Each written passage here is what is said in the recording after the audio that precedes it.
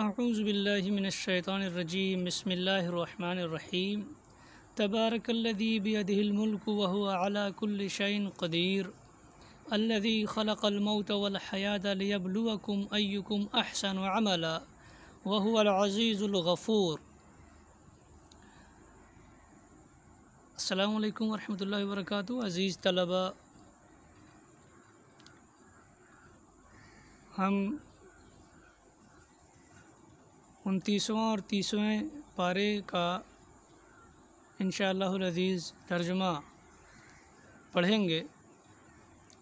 قبل اس کے کہ ترجمہ معانی قرآن شروع کیا جائے، مناسب سمجھتا ہوں کہ کچھ بنیادی باتیں قرآن کے تعلق سے آپ حضرات کو بتا دی جائیں۔ تو آج کے درس میں انشاءاللہ العزیز کچھ بنیادی باتیں بتائی جائیں گی۔ بنیادی باتوں کا تعلق وحی کے تعلق سے ہوگا اور قرآن مجید کے تعلق سے ہوگا۔ قرآن مجید کا تعارف پیش کیا جائے گا، اس کی تعریف اور اس صورتوں کی تعریف، آیت کی تعریف، مکی مدنی کی تعریف، یہ تمام چیزیں انشاءاللہ العزیز تعارف میں پیش کی جائیں گی۔ آج کے ویڈیو میں وحی کا معنی اور اس کے اقسام کو بیان کیا جائے گا۔ عزیز طلبہ، وحی جو ہے اس کا معنی کیا ہوتا ہے؟ لغت میں یا لغوی اعتبار سے وحی الاعلام السری الخفی کو کہتے ہیں، یعنی تیزی کے ساتھ اور پوشیدگی سے کسی چیز کو بتلانا وحی کہلاتا ہے۔ علامہ راغب اصفہانی فرماتے ہیں وحی کی تعریف میں کہ اصل الوحی الاشارہ سریعہ، کہ وحی کی اصل کیا ہے؟ اصل میں وحی کہتے ہیں تیز ترین اشارے کو، جیسے کوئی بات سمجھ میں آئے اس کو کیا کہتے ہیں؟ وحی کہتے ہیں۔ علامہ ابن منظور فرماتے ہیں وحی کی تعریف میں کہ الوحی الاشارۃ والکتابۃ والرسالۃ والالہام والکلام الخفی، کہ لغوی طور پر یا لغت میں وحی کہتے ہیں اشارہ کرنے کو، لکھنے کو، یا پیغام بھیجنے کو، الہام کرنے کو یعنی دل میں کوئی بات ڈال دینے کو، یا کلام خفی کو، پوشیدہ بات کو کیا کہتے ہیں؟ لغت میں وحی کہتے ہیں۔ یہ ابن منظور فرماتے ہیں۔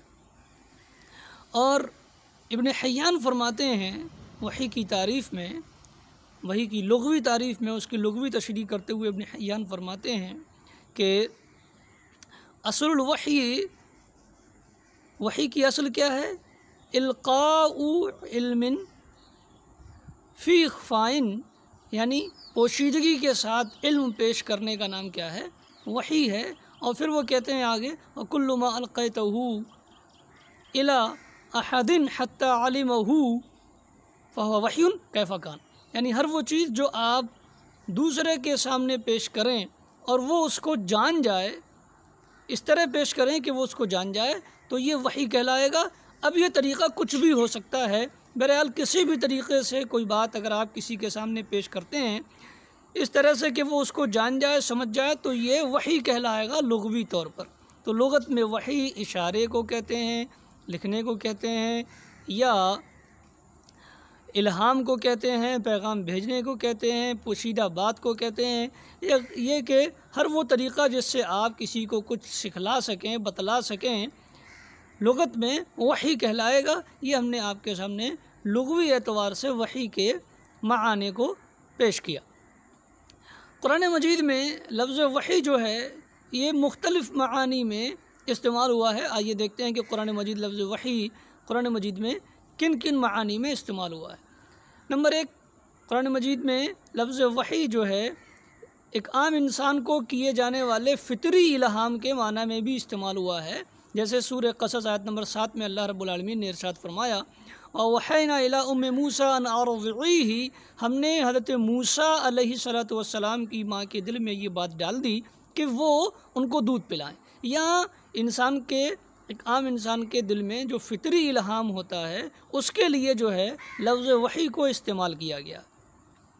مخلوقات کی تخلیق کے بعد یا مخلوقات کی تخلیق کے وقت ان کے دل و دماغ میں اللہ رب العالمین نے جو چیزیں ڈال دی ہیں ان کے لیے بھی کیا ہے لفظ وحی استعمال ہوا ہے، یعنی جو چیز اللہ رب العالمین نے مخلوقات کی تخلیق کے بعد یا مخلوقات کی تخلیق کے وقت ان کو سکھا دی، ان کو ذہن دماغ میں ڈال دیں، دل و دماغ میں ڈال دی ہیں، ان چیزوں کے لیے بھی لفظ وحی قرآن مجید میں استعمال ہوا ہے۔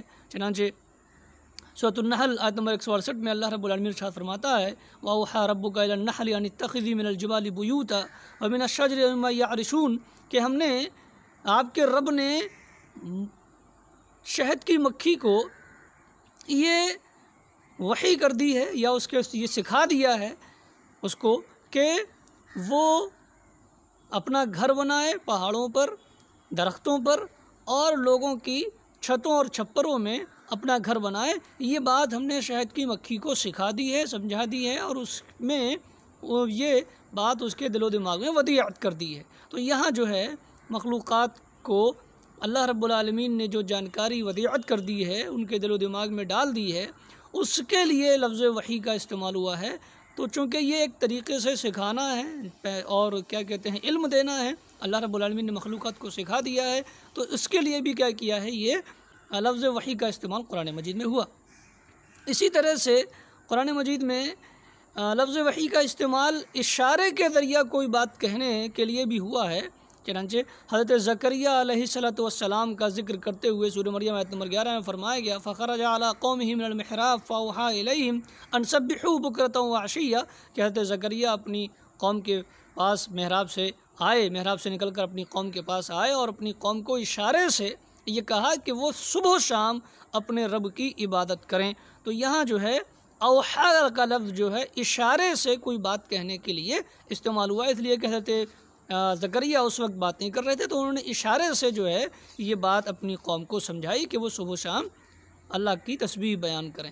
تو اشارے سے کوئی بات کہنے اور سمجھانے کے لیے بھی وحی کا لفظ قرآن مجید میں استعمال ہوا ہے۔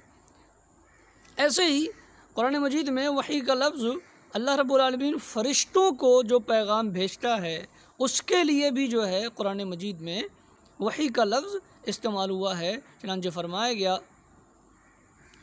کہ سورہ انفال میں فرمایا گیا کہ اللہ رب العالمین نے آپ فرشتوں کو وحی کی وَإِذْ يُوحِي رَبُّكَ إِلَى الْمَلَائِكَةِ أَنِّي مَعَكُمْ فَثَبِّتُوا الَّذِينَ آمَنُوا کہ آپ اس وقت کو یاد کریے جب آپ کے رب نے وحی کی فرشتوں کو، یعنی انہیں یہ حکم دیا، فرشتوں کو حکم دیا اور انہیں یہ پیغام دیا فرشتوں کو کہ وہ کیا کریں، مومنوں کو ثابت قدم رکھیں، اس لیے کہ اللہ رب العالمین ان کے ساتھ ہے۔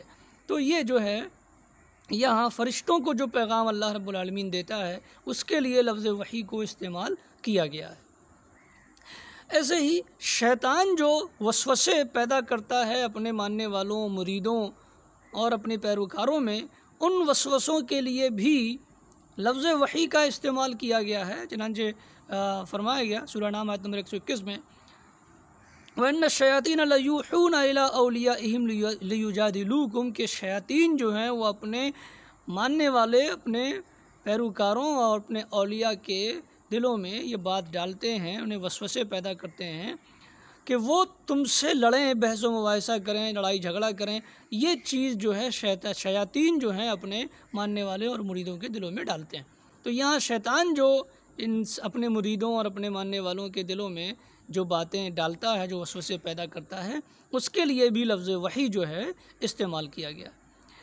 اور چھٹا استعمال لفظ وحی کا قرآن مجید میں یہ کہ نبیوں کو بطور خاص، جو عام طور پر وحی جس معنی میں سمجھا جاتا ہے اس معنی میں، یعنی نبیوں کو اللہ رب العالمین کا پیغام بھیجنا، اس معنی میں بھی قرآن مجید میں استعمال ہوا ہے۔ چنانچہ فرمایا گیا سورہ نساء میں کہ ہم نے آپ کی طرف وحی کی ہے کما اوحینا الی نوح والنبیین من بعدہ کہ ہم نے آپ کی طرف وحی کی ہے اے نبی صلی اللہ علیہ وسلم جیسے ہم نے وحی کی تھی آپ سے پہلے حضرت نوح علیہ السلام کی جانب اور ان کے بعد دیگر انبیاء کی جانب واوحینا الی ابراہیم و اسماعیل و اسحاق و یعقوب والاسباط و عیسیٰ و ایوب و یونس و ہارون و سلیمان و آتینا داؤد زبورا کہ ہم نے وحی آپ کی طرف ویسے ہی وحی کی ہے جیسے ہم نے ابراہیم علیہ السلام، حضرت اسماعیل اور دیگر انبیاء کی جانب وحی کی تھی۔ تو نبی اور پیغمبر کو اللہ رب العالمین کا پیغام بھیجنا اور پیغام دینا، اس معنی میں بھی لفظ وحی جو ہے استعمال ہوتا ہے۔ قرآن مجید نے اس کو استعمال کیا ہے، اور عام طور پر وحی جو ہے وہ اسی معنی میں سمجھا جاتا ہے کہ اللہ رب العالمین اپنے کسی پیغمبر کو اپنا کوئی پیغام پہنچاتا ہے اور اپنا کوئی بات بتاتا ہے۔ اسی معنی میں عام طور پر لفظ وحی کا استعمال ہمارے یہاں کیا جاتا ہے، لیکن یہ کہ لغوی اعتبار سے لفظ وحی کے کئی معنی ہیں، اور قرآن مجید نے لفظ وحی کو کئی معنی میں استعمال کیا ہے، جیسا کہ آپ نے آیات قرآن مجید کے حوالے سے ابھی جانا۔ اب وحی کی اقسام کیا ہیں، وحی کی قسمیں کیا ہیں؟ تو سورہ شورہ میں اللہ رب العالمین نے ارشاد فرمایا ہے، اور اس آیت سے، جو آیت ابھی پڑھی جائے گی، اس آیت سے وحی کی قسموں کا خلاصہ ہوتا ہے اور معلوم ہوتا ہے کہ وحی کی کتنی شکلیں اور صورتیں ہیں جو اللہ رب العالمین نے قرآن مجید میں بیان فرمائی ہیں۔ فرمایا وما کان لبشر ان یکلمہ اللہ الا وحیا او من وراء حجاب او یرسل رسولا فیوحی باذنہ ما یشاء انہ علی حکیم، کہ کسی انسان کو یہ اختیار نہیں ہے، یا کسی انسان کو یہ بات حاصل نہیں ہے کہ اللہ رب العالمین اس سے بات کرے۔ ہاں، یہ کہ اللہ رب العالمین کسی انسان سے بات کر سکتا ہے، کس طریقے سے؟ وحی کے ذریعہ، یا پردے کے پیچھے سے، یا یہ کہ وہ کسی اپنے فرشتے کو بھیجے تو وہ فرشتہ جو وحی اللہ رب العالمین کرنا چاہتا ہے، وہ فرشتہ اس وحی کو اس بندے تک پہنچا دے، اور بے شک اللہ رب العالمین بلند ہے اور حکمت والا ہے۔ تو یہاں جو ہے وہ وحی کی یا انسان سے اللہ رب العالمین کے کلام کی تین شکلیں بیان فرمائی گئیں، وحی کی تین شکلیں بیان فرمائی گئیں۔ ایک تو یہ کہ اللہ رب العالمین خود وحی کر دے، دوسرا یہ کہ اللہ رب العالمین پردے کے پیچھے سے بات کرے، اپنا پیغام پہنچائے، اور تیسرا طریقہ یہ بتایا گیا کہ اللہ رب العالمین اپنے کسی فرشتے کو انسان کی جانب اپنا پیغام لے کر کے بھیجے۔ یہ تین طریقے یہاں بتائے گئے ہیں وحی کے۔ آئیے اس کو تھوڑا سا ذرا تفصیل سے سمجھیں کہ وحی کی کتنی قسمیں بنتی ہیں۔ ایک قسم تو یہ کہ اللہ رب العالمین خود کلام کرے، خود بات کرے انسان سے، جیسے اللہ رب العالمین نے حضرت موسیٰ علیہ السلام سے بات کی۔ فرمایا اللہ رب العالمین نے وکلم اللہ موسیٰ تکلیما، اللہ رب العالمین نے موسیٰ علیہ السلام سے بات کی، کلام کیا۔ تو یہاں اللہ رب العالمین نے بتاتے خود حضرت موسیٰ علیہ السلام سے بات کی۔ تو یہ طریقہ بھی ہو سکتا ہے کہ اللہ رب العالمین خود بات کرے، جیسے حضرت موسیٰ سے کی۔ اور دوسرا طریقہ وحی کی دوسری شکل یہ ہے کہ اللہ رب العالمین پردے کے پیچھے سے کلام فرمائے، جیسے کہ معراج کی رات میں اللہ رب العالمین نے رسول اللہ صلی اللہ علیہ وسلم سے بات کی، کلام فرمایا اور آپ کو وحی کی، اور وہ تمام تفصیلات بیان کی جو حدیث معراج میں درج ہیں۔ بہرحال یہ کہ پردے کے پیچھے سے بھی اللہ رب العالمین کبھی جو ہے وہ اپنا پیغام پہنچاتا ہے، جیسے حدیث معراج میں ذکر ہے۔ اس معراج کے واقعے میں اللہ رب العالمین نے آپ سے بات فرمائی۔ تیسرا طریقہ یہ ہے کہ اللہ رب العالمین فرشتے کو بھیج دے، اور فرشتہ جو ہے وہ اللہ رب العالمین کا پیغام انسان کو پہنچائے۔ عام طور پر پیغمبروں کے پاس وحی جو ہے وہ اسی شکل میں آتی ہے کہ فرشتہ آتا ہے اور وہ اپنا پیغام، اللہ رب العالمین کا پیغام جو ہے وہ نبی تک پہنچا جاتا ہے۔ قرآن مجید اسی طریقے سے نازل ہوا ہے۔ حضرت جبرائیل آتے تھے اور وہ اللہ رب العالمین کا پیغام قرآن مجید لے کر کے آتے تھے، رسول اللہ صلی اللہ علیہ وسلم کے سامنے اس کو پیش کر دیا کرتے تھے، آپ اسے یاد کر دیا کرتے تھے۔ اسی طریقے سے قرآن مجید نازل ہوا ہے۔ فرمایا گیا ہے سورہ شعراء میں کہ یہ قرآن مجید اللہ رب العالمین کی جانب سے نازل کیا ہوا ہے، نزل بہ الروح الامین علی قلبک لتکون من المنذرین، کہ اس کو روح الامین یعنی حضرت جبرائیل لے کر کے آئے ہیں، انہوں نے اس کو اتارا ہے آپ کے دل پر تاکہ آپ لوگوں کو ڈرانے والے ہو جائیں۔ تو قرآن مجید یہ ایسی وحی ہے جسے اللہ رب العالمین نے اپنے فرشتے کے ذریعہ اپنے محبوب بندے حضرت محمد صلی اللہ علیہ وسلم تک پہنچایا ہے۔ تو وحی کی ایک تیسری شکل ہے۔ اب اس میں فرشتہ جب نبی کے پاس آتا تھا تو اس کی فرشتہ جب وحی لے کر کے نبی کے پاس آتا تھا تو اس کی تین شکلیں ہوتی تھیں۔ ایک تو یہ کہ گھنٹی کی آواز ہوا کرتی تھی اور جو ہے وہ وحی آتی تھی گھنٹی کی مانند آواز ہوا کرتی تھی اور وہی آتی تھی، اور یہ جو ہے وہی کا طریقہ رسول اللہ صلی اللہ علیہ وسلم پر سب سے زیادہ سخت تھا۔ اور دوسرا یہ کہ دوسرا طریقہ فرشتے کے آنے کا یہ تھا کہ فرشتہ جو ہے کسی انسان کی شکل میں آ جاتا اور جو کچھ وحی کرنی ہوتی رسول اللہ صلی اللہ علیہ وسلم کو، وہ وحی، وہ پیغام اللہ رب العالمین کی جانب سے فرشتہ دے جاتا۔ یہ جو ہے فرشتے کے ذریعہ وحی کی دوسری شکل۔ بخاری شریف میں ان دونوں طریقوں کا ذکر کیا گیا ہے۔ بخاری شریف کی دوسری ہی حدیث ہے، حضرت عائشہ سے مروی ہے، رسول اللہ صلی اللہ علیہ وسلم نے اس میں بیان فرمایا، ایک آدھ پوچھنے والے نے سوال کیا کہ آپ کے پاس وحی کیسے آتی ہے؟ تو آپ نے فرمایا کہ احیانا یاتینی مثل سلسلۃ الجرسی، کبھی کبھی میرے پاس گھنٹی کی آواز کی مانند وحی آتی ہے، وہو اشد علی، اور یہ طریقہ وحی کا مجھ پر سب سے زیادہ سخت ہوتا ہے۔ اور پھر آپ نے فرمایا احیانا یتمثل لی الملک رجلا، کہ کبھی کبھی میرے لیے فرشتہ جو ہے وہ انسان کی شکل میں آتا ہے، پھر وہ جو چاہتا ہے وہی کرتا ہے۔ تو یہ فرشتے کے آنے کی دوسری شکل۔ تیسری شکل فرشتے کے آنے کی یہ کہ فرشتہ اپنی اصلی شکل میں آئے، جیسے کہ رسول اللہ صلی اللہ علیہ وسلم نے حضرت جبرائیل کو اصلی شکل میں دیکھا، جس کا قرآن مجید نے ذکر کیا ہے۔ فرمایا وَلَقَدْ رَآهُ بِالْأُفُقِ الْمُبِينِ، کہ آپ صلی اللہ علیہ وسلم نے جبرائیل امین کو افق مبین، واضح افق پر دیکھا ہے، افق پر دیکھا۔ تو یہ حضرت جبرائیل کو ان کی اصلی شکل میں رسول اللہ صلی اللہ علیہ وسلم نے دیکھا۔ ایسے ہی فرمایا گیا وَلَقَدْ رَآهُ نَظْرَةً أُخْرَىٰ عِنْدَ سِدْرَةِ الْمُنتَهَىٰ، کہ جبرائیل امین کو حضرت رسول اللہ صلی اللہ علیہ وسلم نے ایک اور بار دیکھا ہے سدرۃ المنتہا کے پاس۔ تو یہ جبرائیل امین کو ان کی اصلی شکل میں رسول اللہ صلی اللہ علیہ وسلم دیکھتے تھے کبھی کبھار، یا جبرائیل امین اپنی اصلی شکل میں آتے تھے وحی لے کر کے۔ تو یہ فرشتے کے آنے کی تیسری شکل تھی۔ ایک آخری شکل وحی کی یہ ہے کہ خواب کی شکل میں وحی آئے، اور رسول اللہ صلی اللہ علیہ وسلم پر جب وحی کا سلسلہ شروع ہوا تو سب سے پہلے رویا صالحہ کی شکل میں شروع ہوا، چنانچہ حضرت عائشہ ہی کی روایت ہے، فرمایا اول ما بدأ بہ رسول اللہ صلی اللہ علیہ وسلم من الوحی الرؤیا الصالحہ، کہ سب سے پہلے رسول اللہ صلی اللہ علیہ وسلم کو جو وحی آنا شروع ہوئی یہ رویا صالحہ کی شکل میں، سچے خواب کی شکل میں آپ صلی اللہ علیہ وسلم کو وحی کی شروعات ہوئی۔ جو کچھ آپ رات میں خواب میں دیکھتے وہ صبح جو ہے وہ ویسے ہی واقع ہو جایا کرتا تھا جیسا آپ نے دیکھا ہوتا تھا۔ تو سچے خواب کی شکل میں وحی آپ کے پاس آتی تھی۔